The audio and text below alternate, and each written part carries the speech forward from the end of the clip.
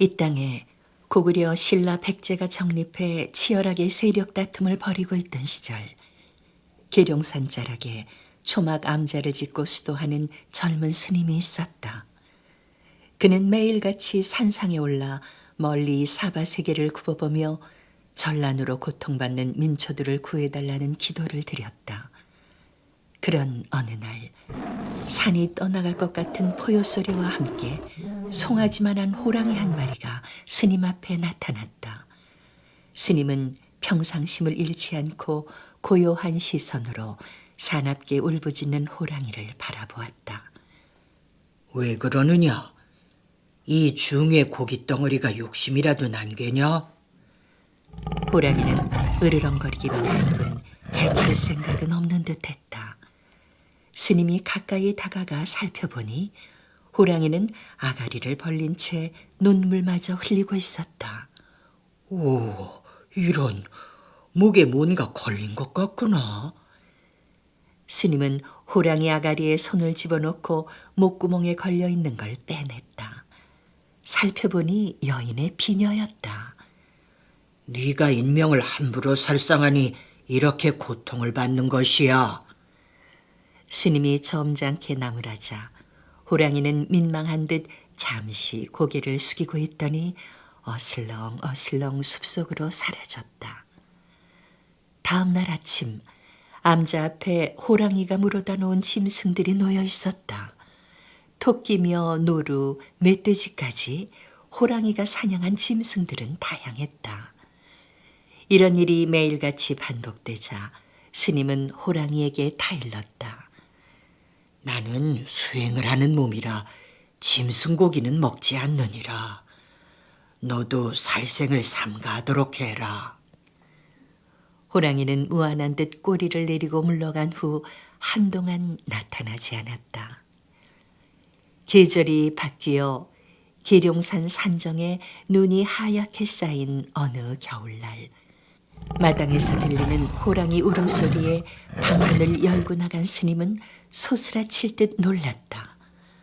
오랜만에 나타난 호랑이는 등에 처녀를 업고 있었다. 아니, 이게 무슨 일인가?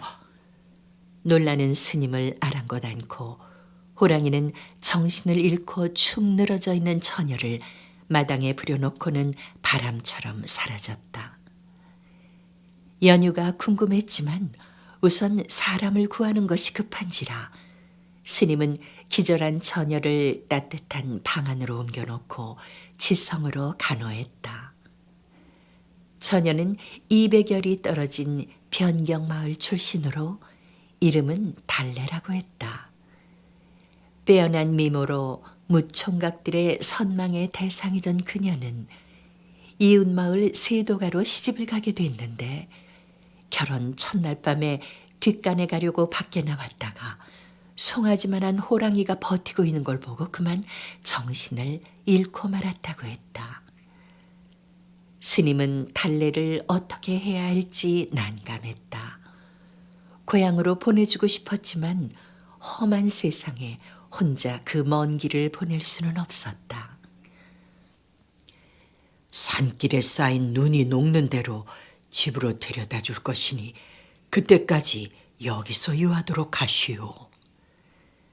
스님의 말에 달래는 고개를 저었다. 고향에서는 이미 소녀를 죽은 사람으로 알 것입니다.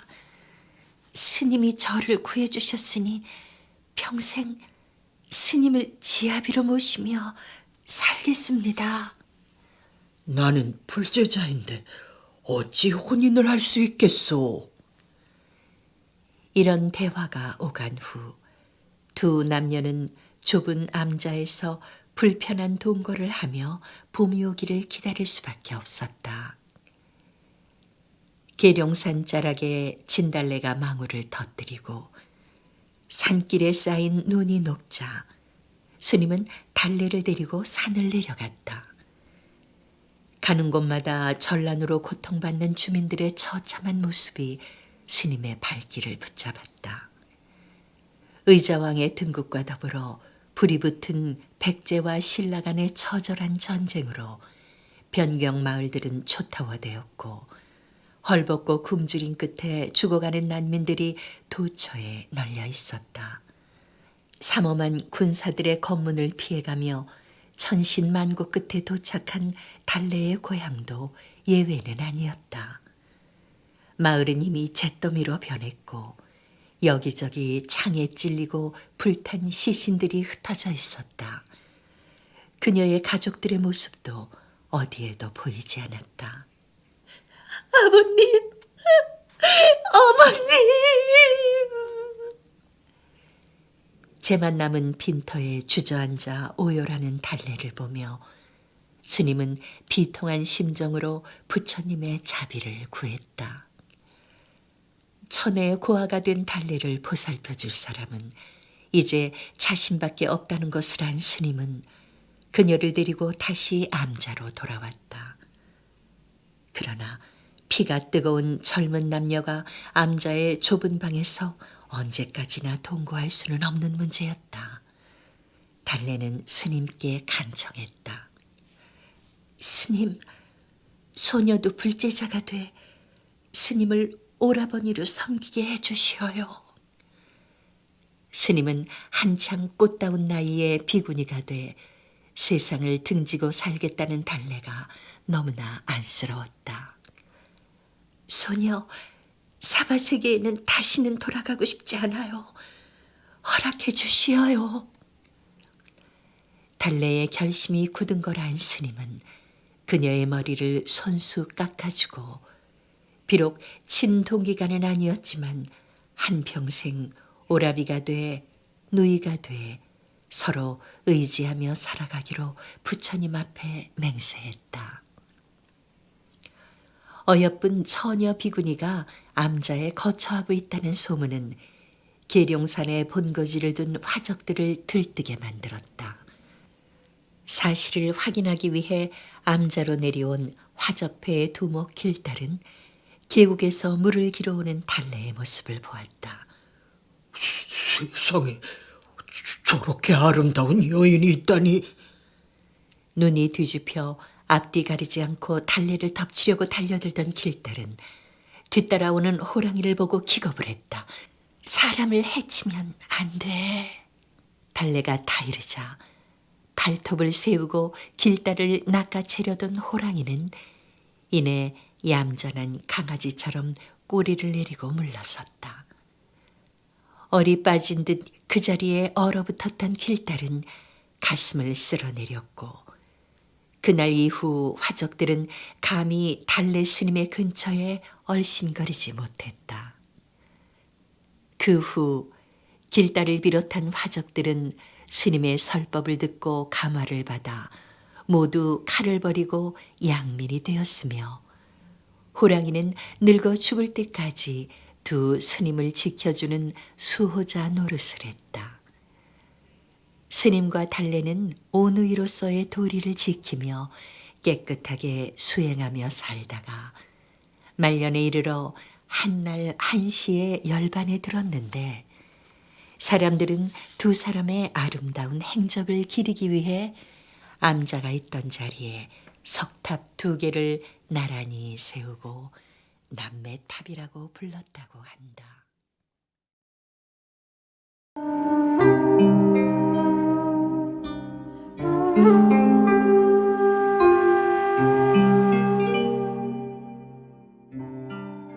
신임사또의 행차를 알리는 풍악소리가 흥겹게 울리는 가운데 행렬은 비석거리를 통과하고 있었다. 동네 부사로 임명돼 부임길에 오른 유심은 마류에 앉아 설레는 마음으로 연도에 늘어선 백성들과 주변 풍경들을 바라보았다. 처음 와보는 곳인데도 모든 것이 너무나 낯익고 정답게 느껴졌다. 무심코 길섭에 늘어선 비석들의 눈길을 주던 유심의 입에선 저도 모르게 아 하는 탄성이 새어나왔다. 그것은 유심의 기억 속에서 너무나 선명하게 각인된 풍경이었다. 관아에 돌아온 유심은 그날 본 풍경들이 눈앞에 아른거려 자정이 넘도록 잠을 이루지 못하고 있었다. 그날은 유심의 생일이기도 했는데 어릴 적부터 이상하게도 유심은 생일날 밤이면 항상 어딘가로 가서 제사밥을 얻어먹고 오는 꿈을 꾸었다. 하염없이 꿈속을 달려가면 낡은 초가집이 나타나고 유심히 방 안으로 들어가 제사 음식을 먹으면 한 노파가 제상 앞에서 기도하는 모습이 보이곤 했다. 그렇다. 유심은 자리에서 벌떡 일어났다. 낮에 본 풍경들은 바로 꿈속에서 본 거리의 모습이었다는 것을 깨달은 유심은 후다닥 밖으로 뛰쳐나갔다. 유심히 부임길에 보았던 비석거리를 통과해 정자나무 밑을 지나 골목길로 들어서자 이내 꿈속에서 보았던 낡은 초가가 나타났다. 유심은 결례를 무릅쓰고 조심스럽게 방문을 열었다. 아이, 누이신지요? 제상 앞에 앉아있던 노파가 의아한 듯 돌아보았다. 꿈속에서 보던 바로 그 노파였다. 지나가던 길손인데 하룻밤 묵어 갈 수가 있을런지요? 유심의 말에 노파는 자리를 권하며 어린 나이에 세상을 떠난 아들의 제사를 지내는 중이라고 말했다. 아드님이 돌아가신 게 언젠지요? 30년 전이었다오. 그 아이는 참으로 영특하고 착한 아이였지요. 노파는 한숨을 쉬며 유심에게 눈물겨운 사연을 털어놓았다. 그녀는 젊은 나이에 남편을 여의고 어린 아들 다리와 더불어 살았다. 지적 호기심이 유달리 많았던 다리는 서당 주변에서 놀기를 즐겼으며 양반과 도령들의 글 읽는 소리를 귀동냥으로 듣고서도 천자문을 깨칠 정도로 영특했다. 어느 날 새로 임명된 동네 부사의 화려한 취임 행렬을 본 다리는 그 광경에 압도된 듯 내가 어른이 되면 꼭 동네 부사가 되어 어머니를 호강시켜 드릴게요. 라고 하며 어머니의 손을 꼭 잡았다.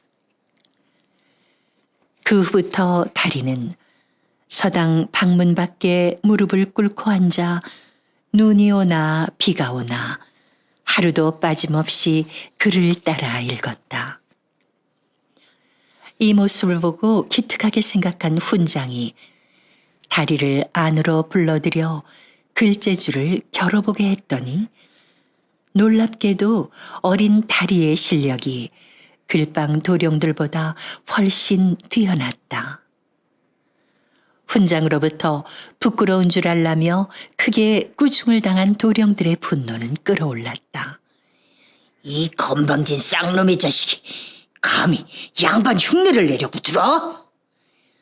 화가 난 도령들은 서당 길목에서 기다리고 있다가 다리가 나타나자 몰매를 가하며 비아냥거렸다. 천한 쌍놈은 아무리 글을 배워봤자 무용지물인 걸 모른단 말이냐? 네 주제를 알아라 이놈아. 쌍놈은 영원히 쌍놈인 게요. 그날 이후 다리는 시름시름 앓더니 그만 몸져 눕고 말았다. 어머니, 나 같은 쌍놈은 아무리 공부를 해도 벼슬을 할 수 없나요? 상처받은 다리의 마음을 달래줄 수 있는 것은 아무것도 없었다. 동네 부사가 돼 어머니 호강시켜드리려고 했는데. 다리는 말을 채 끝내지도 못한 채 세상을 뜨고 말았다. 싸늘하게 식은 자식의 시신을 부여안고 모치는 흐느꼈다. 그리고 아들 다리가 부디 양반가에 다시 태어나게 해달라고 빌었다. 그날 밤 꿈에 우리 다리가 찾아와서 어머니의 소원대로 저는 한양의 유대감 댁에 다시 태어나게 되었습니다. 라며 활짝 웃더군요. 한양 유대감 댁에 다시 태어났다고요? 예, 꿈속에서 그 아이가 분명 그렇게 말했지요. 그게 사실이라면은 이제 30살이 되었을 텐데. 그 말을 들은 유심은 비로소 깨달았다. 노파가 바로 전생의 어머니라는 것을. 유심은 노파 앞에 무릎을 꿇고 흐느꼈다. 제가 바로 한양 유대감의 아들로서 올해 30살이 되었습니다, 어머니. 어머니의 아들 다리가 바로 접니다. 아니, 뭐라고 하셨소? 철들자마자 생일날 밤이면 난 모를 곳에 가서 제사밥을 얻어먹는 꿈을 꾸었습니다.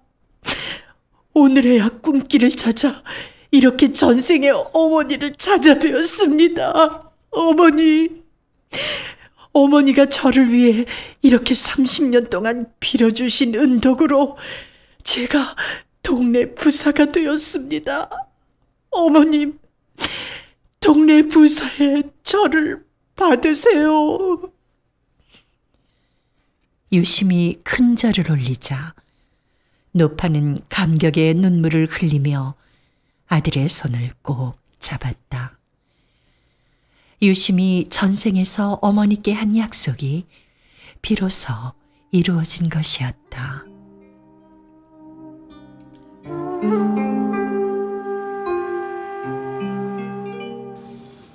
팔만대장경에 새겨진 그 장대한 문장을 한마디로 요약하면 어디서 무엇이 되어 다시 만나랴라고 합니다. 우리가 전생을 믿든 안 믿든 오늘 이 전설이 가능하게 한 것은 위대한 어머니의 사랑이 아닐 수 없습니다. 큰 스님, 날도 저물고 다리도 아픈데 인간은 보이지 않고 어떻게 합니까요? 저기 풀밭에서 돌베개 베고 자면 잠이 잘 올 것 같구나. 에? 이런 곳에서 노숙을 하자고요? 행자승은 울상을 지으며 큰 스님을 바라보았다. 그들은 황룡사에서 거행된 법회를 마치고 본사인 화엄사로 돌아가고 있는 연기조사와 행자승 천공이었다. 하늘을 지붕 삼고 잡초를 이불 삼아 자는 것이 곰팡이 냄새 퀴퀴한 토방보다 한결 낫지 않겠느냐. 으이구, 내가 말을 말아야지. 천공은 불만스럽다는 듯 궁시렁거리며 짊어지고 있던 바랑을 풀섭에 내려놓았다. 밤이 깊어가고 있었다. 짐승 울음소리에 놀라 잠이 깬 천공이 주위를 둘러보니 연기조사가 풀밭에 무릎을 꿇고 앉아 흐느껴 울고 있었다. 큰 스님, 왜 우십니까요? 천공은 의아한 표정으로 큰 스님을 바라보았다. 방금 내 어머님께서 돌아가셨느니라. 에? 예서 수백 리 떨어져 계시는데 그걸 어찌 하십니까요? 사람이 제 몸뚱이를 가진 것은 부모에게서 받은 것. 나무의 가지와 줄기처럼 한 기운이 이어져 있으니 아무리 멀리 있다 한들 줄기의 아픔을 가지가 어찌 모를 수가 있겠느냐. 짐 챙기거라. 큰 스님이 서둘러 일어서자 천공은 얼떨떨한 표정으로 뒤를 따랐다. 연기조사와 천공이 사흘을 줄곧 달리다시피 해 지리산 화엄사에 당도하자 노모의 장례식을 준비하고 있던 승려들은 놀라움을 금치 못했다. 누구한테 기별이라도 받았소? 모친의 임종을 어찌하시고? 벌린 입을 다물지 못하는 도반 스님들을 보며 상좌승 천공은 점잖게 일갈했다. 오호, 줄기의 아픔을 가지가 어찌 모르리요. 연기조사는 승방에 모셔져 있는 어머니 시신 앞에 앉아 깊은 묵상에 잠겼다. 전쟁에 남편을 잃고 혼자 몸으로 그를 키워주신 어머니였다. 그런 아들이 출가해 부처님 제자가 되겠다는 청천벽력 같은 말을 듣고도 흔쾌히 허락해 주신 어머니였다. 그는 불도의 증진에 대가람을 세운 후 어머니를 모시러 오겠다는 서원을 하고 집을 떠났다. 20여 년이 흘러 지리산 자락에 대가람 화엄사를 창건하고 서원대로 노모를 모셔왔는데 이토록 허망하게 세상을 떠나실 줄이야. 연기조사는 앙상이 뼈만 남은 어머니의 시신을 바라보며 회한의 눈물을 흘렸다. 다부쑥이 더부룩이 자라면 다부쑥이 아니라 약쑥이지. 슬프다. 부모님은 나를 낳으시고 고생하셨네.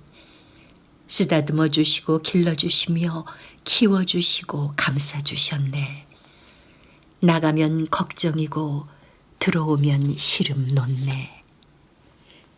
크신 은혜 갚고자 하나 하늘이 무심하시네. 연기조사는 어머니가 극락에 가시기를 부처님께 기도했다. 묵상 기도하는 그의 뇌리에 지옥 불길 속에서 허우적이는 수많은 망자들의 모습이 보였다. 그 속엔 연기조사의 어머니도 있었다. 스님, 스님! 노모는 화마 속에서 몸부림치며 애타게 연기조사를 부르고 있었다. 어머님! 고통에 찬 신음을 토하며 연기조사는 명상에서 깨어났다. 그토록 불심이 깊던 어머니가 어찌하여 극락이 아닌 지옥에 계신단 말인가. 그는 깊은 고뇌에 빠졌다. 큰 스님, 찾으셨습니까요? 천공은 심상치 않은 연기조사의 기색을 살피며 조심스레 물었다. 내 마음의 눈으로 언뜻 보니 어인일인지 어머님께서 지옥에 떨어지셨구나. 내 그곳으로 달려가 연유를 알아보고 어머니를 극락에 모셔드리려 한다. 에? 스님께서 지옥에 가신다고요? 하여 오늘부터 선방에서 식음을 전폐하고 참선에 들어갈 터이니 앞으로 100일 동안 절대 선방문을 열어서는 안 된다. 알겠느냐? 예. 천공은 영문을 알 수 없다는 듯 큰 스님을 바라보았다. 명심해라. 무슨 일이 있어도 안을 들여다보아서는 안 되며 불러서도 아니 된다. 연기조사는 간곡하게 당부한 후 승방 안으로 들어갔다. 그날부터 면벽 수도에 몰입하며 무념무상의 경지에 이른 연기조사는 육신의 굴레를 벗고 허이허이 날아 저승세계로 향했다. 칠흑 같은 어둠의 세계를 헤치고 한참을 나아가니 두 갈래 길 위에 우뚝 솟은 성문 2개가 앞을 가로막았다. 오른쪽 성문에선 눈이 부실 만큼 환한 빛이 쏟아져 나왔고 왼쪽 성문 안에선 화염이 치솟고 있었다. 그곳이 극락과 지옥으로 갈리는 입구임을 안 연기조사는 서슴지 않고 왼쪽 문으로 들어갔다. 연기와 불길 속에서 망자들이 울부짖는 소리가 들려오고 있었다. 눈을 들어 맞은편을 바라보니 저승에 끌려온 망자들이 발버둥을 치며 용암이 끓고 있는 절벽 아래로 떨어지고 있었다. 너무나 참혹한 그 모습에 연기조사는 합장하며 부처님의 자비를 구했다. 산자가 어찌하여 이곳을 어슬렁거리는가? 어느 틈에 왔는지 저승사자가 등 뒤에서 그를 노려보고 있었다. 소승 해동신라국에서 어머니를 찾아 이곳까지 왔습니다. 혹시 화엄사를 세우신 연기조사란 분이신지요? 그렇긴 하오만 소승을 어찌 아시는지요? 그의 말을 듣고 저승사자는 반색을 했다. 아들이 올 것이라고 하더니 과연 스님 잘 오셨소. 속히 가셔서 고집불통 보살님을 좀 말려주십시오. 저승사자는 의아해하는 연기조사를 이끌고 황급히 그곳을 떠났다. 저기 아래를 보십시오. 저승사자가 가리키는 곳을 내려다보니 유황불이 끓고 있는 거대한 가마솥 안에서 손을 내밀고 있는 망자들의 모습이 보였다. 저들은 모두 생시의 불효를 저지른 자들이요. 저기 불구덩이 안을 자세히 들여다보십시오. 저승사자가 가리키는 곳을 바라보던 연기조사는 불구덩이 속에서 몸부림치며 울부짖고 있는 어머니의 모습을 보고 소스라칠 듯 놀랐다. 어머니! 어머니! 연기조사가 어머니를 외쳐 부르자 고통으로 일그러져 있던 노모의 주름진 얼굴에 화색이 돌았다. 스님, 와주셨구려. 어머니, 극락왕세 가실 줄 알았는데 이게 웬 말이십니까? 스님, 여긴 내가 원해서 왔답니다. 아니, 뭐라고요? 지옥을 원하셨다고요? 영문을 몰라 하는 연기조사를 보며 저승사자가 거들었다. 스님의 모친은 아들을 부처님의 제자로 바친 공덕이 커서 극락정토에 가게 되었지요. 헌데 극락길에 오르던 중 이곳에서 벌을 받고 있는 망자들을 보더니 저들을 모두 구원해 주지 않으면 안 가겠다며 스스로 불구덩이 속에 뛰어들었답니다. 연기조사는 기가 막혔다. 어머니, 고집 부리지 마시고 속히 이곳으로 나오십시오. 스님께서 이 불쌍한 생명들을 위해서 100일 기도를 올려주시오. 살아서 불효의 죄를 저지른 저들이지만 스님 같은 효자가 100일 기도를 드린다면 이들을 참회케 할 수 있을 것이요. 그런다고 저들을 구할 수 있을는지요?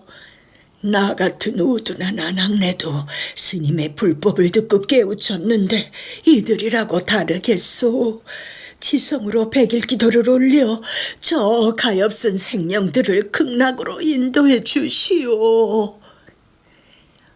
어머니의 간절한 부탁을 거역할 수는 없어 그는 불지옥의 가부좌를 하고 앉아 기도하기 시작했다. 연기조사가 승방에 들어가 면벽수도한 지 어느덧 석 달이 지났다. 천공은 방문에 비친 큰 스님의 그림자를 보며 갈등을 하고 있었다. 큰 스님이 백날을 굶고도 버티실 수가 있을까? 아니야. 사람이 그럴 수는 없어. 어쩌면 이미 돌아가셨을지도 몰라. 어디 한번 들여다볼까? 아니야. 망설이던 천공은 더 이상 참지 못하고 방문을 열고 들어갔다. 벽을 마주한 채 석상처럼 굳어있는 연기조사의 코끝에 손가락을 대보니 이미 숨은 멎었고 피부엔 푸른 기미마저 감돌고 있었다. 천공은 비명을 지르며 밖으로 뛰쳐나갔다. 주지스님, 주지스님, 큰 스님께서! 그 무렵 백일기도에 열중하고 있는 연기조사의 귓전에 청아한 음악소리와 함께 어머니의 목소리가 들려왔다. 스님, 기뻐하시오. 드디어 오늘 스님의 원력이 하늘에 닿아 참여한 생명들이 모두 구제되었으니 이 애미도 이젠 극락으로 가려 하오. 부디 성불하시오. 어머니! 둘러보았으나 어머니의 모습은 보이지 않고 음악 소리도 아스라이 멀어져 갔다. 서둘러 그곳을 벗어난 연기조사는 한시바삐 이승으로 회귀하기 위해 있는 힘을 다해 달렸다. 그 시각 화엄사에선 연기조사의 다비식이 거행되고 있었다. 높게 마련된 다비 석상 앞에서 모든 승가들이 독경을 하는 가운데 주지승이 다비에 불을 붙였다. 연기조사의 육신이 불길에 휩싸이는 모습을 지켜보는 천공의 두 눈에 눈물이 맺혔다. 야, 이놈 천공아! 불단 앞에 앉아 연기조사의 왕생 극락을 빌고 있던 천공은 까무러칠 듯 놀랐다. 분명 큰 스님의 목소리였다. 그렇게나 신신당부의 건을 어찌하여 내 명을 어겼느냐? 내 육신을 불태워버려 이제 내 넋을 담을 몸이 없지 않느냐? 큰 스님, 소승 죽을 죄를 지었습니다. 이 못난 놈의 죄를 어찌해야 합니까요? 천공은 방바닥에 머리를 찌우며 울먹였다. 그토록 괴로워할 건 없느니라. 그까짓 헌옷 같은 육신이야 있고 없고 무슨 상관이랴. 인연이 닿으면 또 만나게 되리라. 부디 득도하시게. 큰 스님, 어디로 가시게요? 머물 곳이 없는데 예 있어 무엇하리. 천공은 허공을 향해 합장 배례한 채 망연히 서 있었다. 그로부터 50년의 세월이 흐른 후 화엄사의 주지승이 된 천공은 당나라에서 돌아온 자장법사의 방문을 받았다. 자장의 손엔 사리함이 들려 있었다. 이번엔 당나라로부터 부처님의 진신사리를 전수받고 돌아왔지요. 그중 일부를 이곳 화엄사에 모시고자 해서 스님을 찾아왔소이다. 연기조사께서 이절을 세우신 후 으뜸 가는 경사가 아닐 수 없구려. 헌데 연기조사의 아름다운 효행을 영원히 기리는 탑을 세워 그곳에 사리를 봉안하고자 이렇게 찾아뵈었습니다. 불연이로다. 연기조사께서 인연이 있으면 다시 만난다고 하시더니 참으로 불연이로다. 깊은 감동에 떨며 합장을 하는 천공의 눈자 위에 이슬이 맺혔다. 이렇게 세워진 탑이 바로 화엄사의 사사자 석탑이라고 한다. 지리산 자락에 자리 잡은 화엄사의 사사자 삼청 석탑 앞에 서 있습니다. 제가 작년 이맘때 이곳을 찾았을 때는 이 석탑이 완전히 해체되어 있는 것을 보고 가슴이 아팠는데 오늘 이렇게 온전한 모습으로 복원된 사사자 3층 석탑을 보니 감개가 무량합니다. 저 석등 안에 있는 주인공이 바로 연기조사입니다. 석등을 이고 무릎을 꿇고 어머니께 공손히 차를 공양하는 모습이 얼마나 효성스럽습니까? 1000년 동안 저렇게 차를 공양하고 있으니 이 석탑 주위가 온통 차향기로 가득한 것 같습니다. 영축산 통도사의 암자들 중에서도 가장 높은 곳에 자리 잡은 백오남에서 홀로 수도에 증진하고 있는 젊은 스님이 있었다. 그는 장차 본 사찰인 통도사에서 경론을 가르치는 강백이 되기 위해 밤낮 없이 경전 연구에 몰두하고 있었다. 그런 어느 날 밤이었다. 그날도 여느 때와 마찬가지로 서책 속에 파묻혀서 독서 삼매경에 빠져있던 스님은 밖에서 들리는 인기척 소리에 경전 읽기를 멈추고 귀를 곤두세웠다. 안에 누구 안 계시나요? 가냘픈 여인의 목소리였다. 이 밤에 험한 남자에 찾아올 여인이 있을 리가? 혹시 환청을 들은 건 아닌가 하고 귀를 의심하며 방문을 연 스님은 문 밖에 서 있는 어여쁜 처녀를 보고 놀라움을 금치 못했다. 아니, 이 야심한 밤에 어떻게 여기까지? 친구들하고 산나무를 캐러 왔다가 그만 길을 잃었어요. 날은 저물고 친구들은 보이지를 않고 얼마나 산속을 헤매고 다녔는지. 그런데 숲속을 헤매다가 불빛을 보고 찾아왔어요, 스님. 제발 하룻밤만 묵게 해주세요. 처녀는 얼마나 산속을 헤매고 다녔는지 정신이 나간 모습이었다. 처녀의 사정이 몹시 딱해 보였지만 수도하는 몸으로 관연한 처녀와 한 방에서 밤을 새울 수는 없는 노릇이었다. 여긴 나 혼자 수도하는 곳이어서 젊은 저자를 방해드릴 형편이 못 되니 다른 처소를 찾아보시오.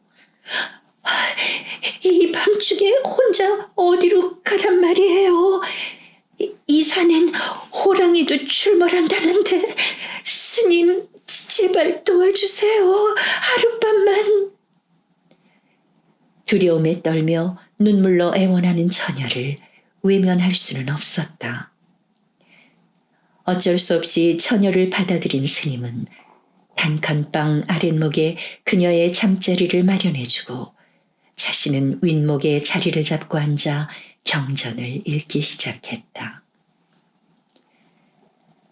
산사의 밤이 깊어가고 있었다. 서안 앞에 단정히 앉아 낭낭한 음성으로 경을 외는 스님의 모습을 처녀는 홀린 듯 바라보았다.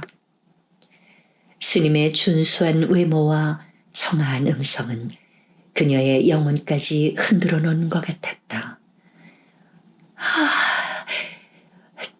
저희가 내 낭군이라면 저희가...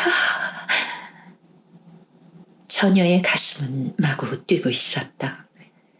왠지 스님의 넓은 가슴에 얼굴을 묻고 실컷 울고만 싶었다.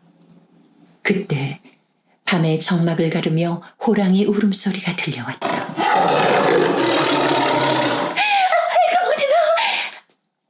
처녀는 비명을 지르며 스님의 등에 매달렸다. 저놈이 또 배가 고픈 모양이로군. 스님은 조용히 읊조릴 뿐 서책에서 눈을 떼지 않았다. 지척에서 오는 듯 천지를 진동하는 포효가 이어졌다. 처녀는 더욱 세차게 스님의 등을 파고들며 두려움에 떨었다. 이곳은 부처님의 법력이 미치는 곳이니 안심해도 됩니다. 처녀는 스님의 몸에서 전해져 오는 따스한 온기를 느끼며 그 순간이 영원하기를 소망했다. 그러나 스님은 흔들림 없는 자세로 오직 경서만 읽을 뿐이었다. 그날 이후 처녀는 누구에게 의논하거나 하소연할 수도 없는 혼자만의 비밀을 안고 가슴을 앓았다. 오로지 스님을 보고 싶은 생각뿐, 잠도 오지 않고 밥도 먹기 싫었다. 스님을 향한 애타는 사랑으로 깊이 병이 든 처녀는 종래 미음 한 모금도 넘기지 못하는 지경에 이르고 말았다. 얘야, 대체 왜 그러느냐? 아이 애미 속 터져 죽는 꼴을 보려고 이러느냐? 이 애비가 네 소원은 뭐든 들어줄 테니 속 시원히 말이나 좀 해다오. 부모의 애끓는 간청에 못 이겨 처녀는 비로소 마음속 깊이 간직하고 있던 비밀을 털어놓기 시작했다. 딸 자식의 속내를 알게 된 부모는 부랴부랴 백운암의 젊은 스님을 찾아가기에 이르렀다. 슬하에 오직 하나뿐인 딸 자식이 스님 때문에 죽어가고 있습니다. 제발 우리 딸 좀 살려주십시오. 우리 딸과 혼인만 해주신다면 쇠내 머리칼을 잘라 집신이라도 삼아드리겠습니다. 한 생명 건지신다 생각하시고 자비를 베풀어 주십시오. 소승, 부처님의 제자가 된 몸으로서 파괴를 할 수는 없습니다. 아무리 사정하고 애걸을 해도 요지부동이었다. 죽어가는 딸을 한 번만이라도 만나달라는 부탁마저도 거절당한 채 처녀의 부모는 허탈하게 발길을 돌릴 수밖에 없었다. 아버님, 어머님, 불여여식이 죽거든 화장하여 백운암 근처 솔밭에 빗가루를 뿌려주시어요. 혼백이나 스님 곁에. 처녀는 말을 채 잊지 못한 채 숨을 거두고 말았다. 16 꽃다운 나이에 상사의 한을 품고 세상을 하직한 것이었다. 그 무렵 영축산 범굴에서 산고의 진통을 하고 있던 암호랑이가 새끼를 순산하고 있었다. 처녀의 영혼이 호랑이로 환생한 것이었다. 무심코 세월이 흘렀다. 젊은 스님은 10년 수도 끝에 그토록 바라던 통도사의 강백으로 취임하게 되었다. 통도사 관내의 모든 스님들이 운집한 가운데 취임 법회가 열리고 신임 강백의 설법이 시작됐다. 그런데 그 순간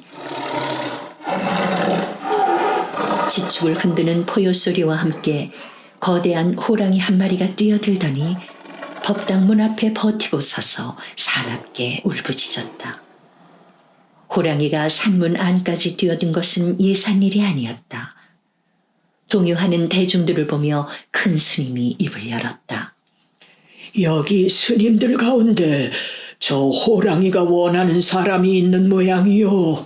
모두들 가사를 벗어 호랑이 앞에 던져봅시다. 큰 스님의 제안에 따라 스님들은 일제히 걸치고 있던 가사를 벗어 호랑이에게 던졌다. 호랑이는 다른 가사는 아랑곳 않고 신인 강백의 가사를 낚아채더니 갈기갈기 찢어버렸다. 이를 본 스님들이 웅성거리는 가운데 강백 스님이 무겁게 입을 열었다. 아무래도 저 호랑이가 소승의 속세 인연인 모양입니다. 강백은 스님들을 향해 합장한 후 의연한 모습으로 호랑이를 향해 걸어갔다.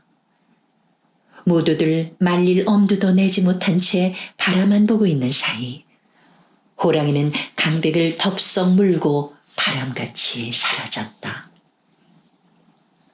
다음 날 강백 스님이 젊은 날 수도를 하던 백운암 근처의 솔밭에서 그의 시신이 발견되었다. 그런데 강백의 사지육신은 모두 멀쩡하였으나 음경이 보이질 않았다. 호랑이가 떼어간 것이었다. 호랑이가 스님들의 음경을 탐낸다는 소문이 돌자 통도사에선 호랑이의 혀를 누르기 위해 도량 안에 붉은 바윗돌 2개를 놓았다. 호혈석이라고 부르는 이 반석은 지금도 통도사 극락전과 응진전의 뜰에 묻힌 채 무심히 오고 가는 사람들의 발길에 마모되고 있다.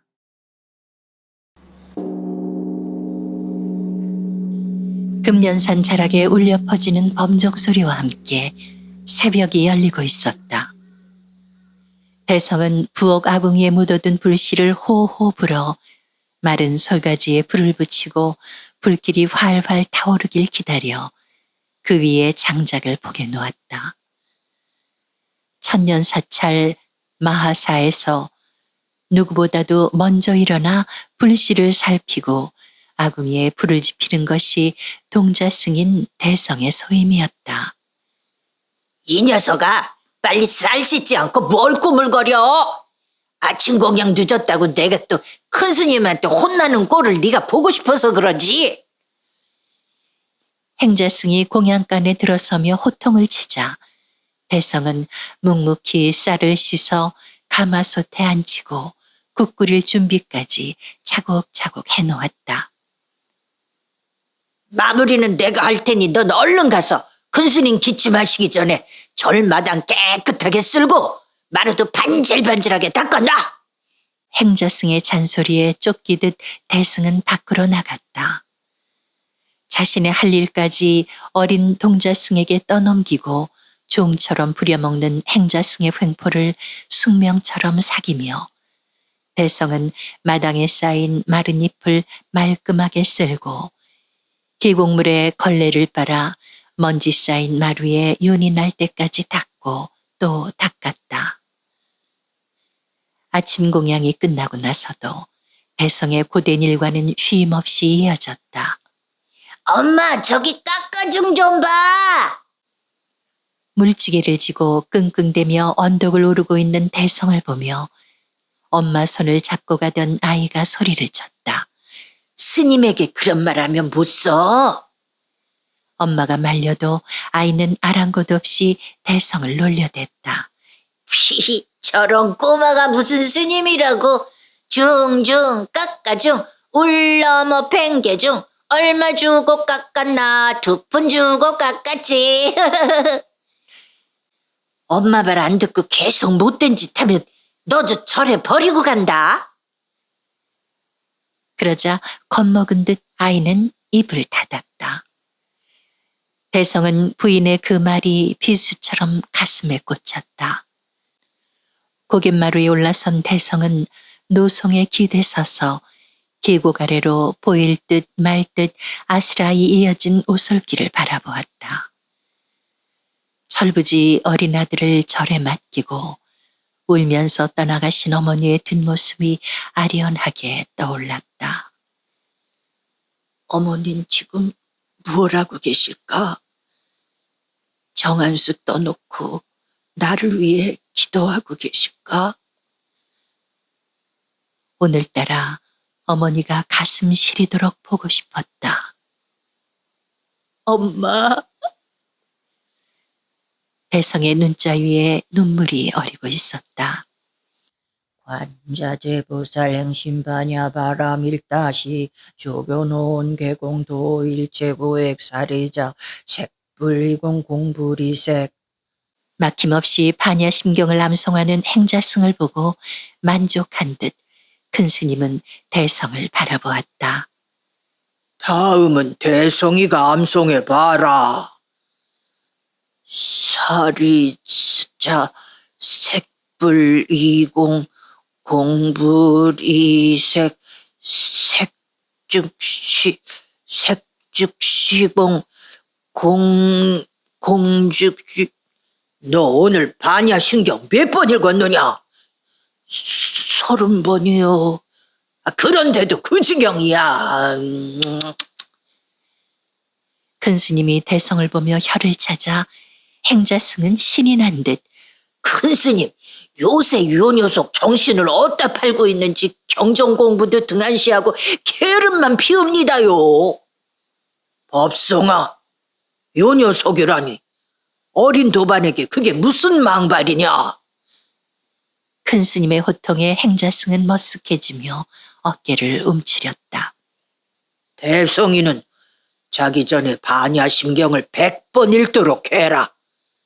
그리고 법성이 너는 내일이 동짓날이니만큼 부처님께 공양할 팥죽 준비를 차질 없이 해놓도록 하거라. 예, 큰 스님. 행자승은 볼멘 소리로 대답을 했다. 이놈아, 내가 뭐라 그랬어? 게으름 피지 말고 내일 아침 팥죽 끓일 준비를 미리미리 해놓으라고 하지 않았어? 큰 스님이 오냐오냐 번역을 들여주니까 이놈이 그냥 눈에 뵈는 게 없어, 뵈는 게. 분풀이하듯 퍼붓는 행자승의 악다구니를 귓등으로 흘리며 대성은 묵묵히 일을 했다. 불린 쌀은 체에 걸러 물기를 말끔히 빼고 밭은 깨끗이 씻어 소쿠리에 담아 놓았다. 새알심을 만들 찹쌀까지 빻아놓고서 승방으로 들어간 대성이 큰 스님의 분부대로 반야심경을 읽다가 골아떨어진 것은 삼경도 훨씬 넘은 시각이었다. 대성아, 대성아. 고나게 자고 있는 대성의 귓가에 꿈결처럼 부르는 소리가 들려왔다. 어머니였다. 엄마, 왜 이제야 오셨어요? 얼마나 기다렸다고요? 미안하구나. 어머니는 보살같이 자애로운 미소를 지으며 대성을 바라보았다. 이 어민, 네가 성불 득도하기를 날마다 기도하고 있단다. 싫어요. 나는 절도 싫고 중도 싫고 부처님도 싫고 보살님도 싫어요. 나는 엄마 따라 갈래요. 대성아, 안 된다. 욕심에 찌든 세상이 너무 탁하니 속세로 돌아와서는 아니 된다. 어머니는 슬픈 얼굴로 대성을 바라보더니 서서히 사라져갔다. 엄마, 나도 따라갈래요. 엄마, 엄마, 엄마. 대성은 눈이 퉁퉁 붓도록 울다가 잠이 깨었다. 벌써 날이 훤히 밝아오고 있었다. 화들짝 놀란 대성은 공양간으로 달려가 아궁이의 잿더미 속에 묻어든 불씨를 살폈다. 그러나 불씨는 이미 꺼져 있었다. 이럴 경우를 대비해 화로에 예비로 묻어두었던 불씨마저 꺼져버린 사실을 한 대성은 하늘이 노래지는 것 같았다.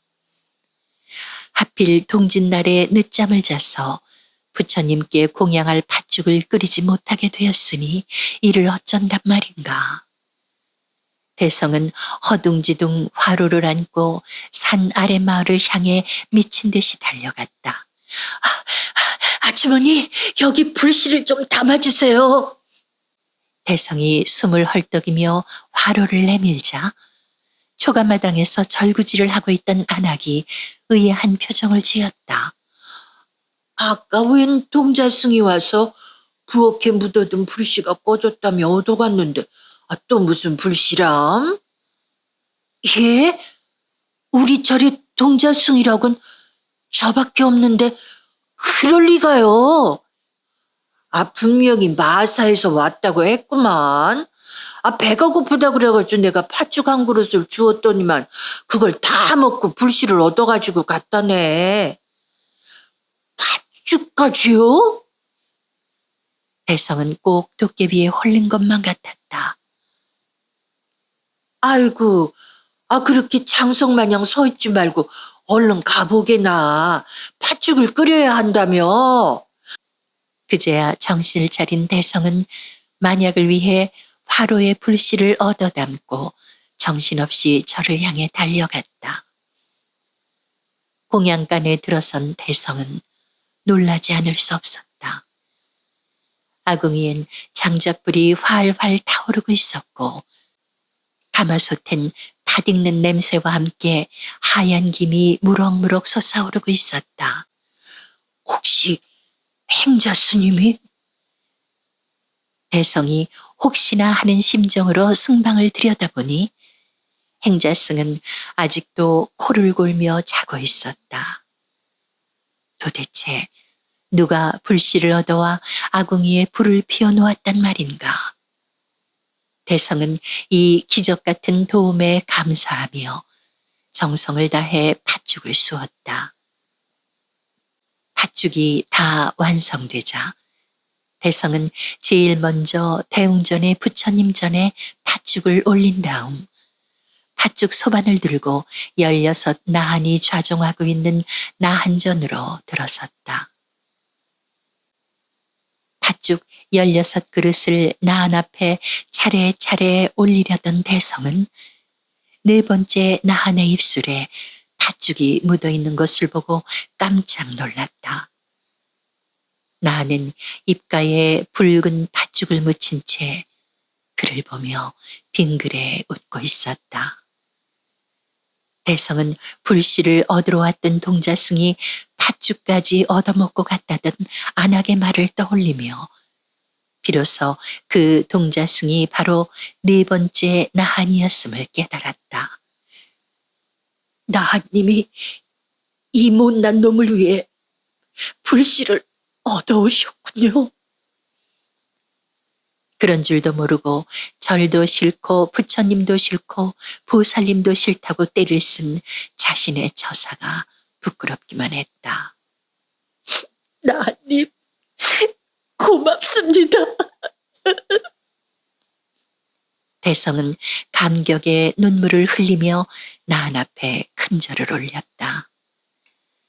나는 시침을 떼며 미소를 짓고 있을 뿐이었다. 동짓날 늦잠을 잔 어린 동자승이 곤경을 당할 것을 염려해 몸소 현신하여 불씨를 얻어다 준 나한의 자비심에 크게 감동한 대성은 그날 이후 새벽마다 목욕 재개하고 공양간에 들어갔다고 하며 후일 더욱 증진하여 도력이 깊은 스님이 되었다고 한다. 나한이란 부처의 경지에 오른 수행자를 말하며 16 나한은 부처의 수제자들로서 3계의 더러움에 물들지 않는 수행력과 지혜를 갖춘 인물들이라고 한다.